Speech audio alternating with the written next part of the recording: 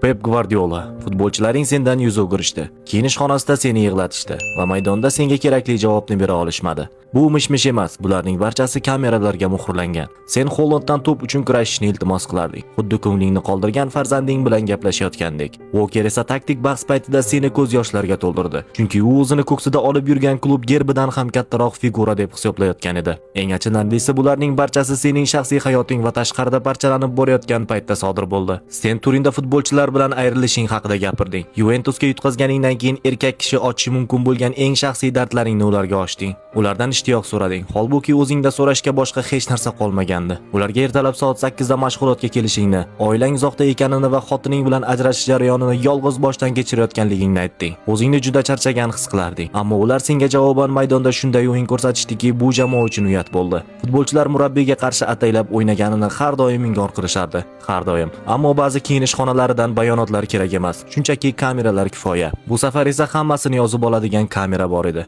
10 yil, 20 sovrin va oxir oqibat sen mag'lub bo'lganing uchun ketmading. Sen hamma narsani yutib bo'lganingdan keyin ham dunyodagi eng muvaffaqiyatli kiyinish xonasida yolg'iz qolganing uchun ketding. Murabbiy uchun bundan og'irroq narsa bo'lishi mumkin emas. Sen finalni yutqazganing uchun emas, kiyinish xonasida yutqazganing uchun ketding. Pep, berganlaringning va evaziga olganlaringning barchasini hisobga olsak, kerak bo'lganidan ham ko'proq qolishga arzir eding.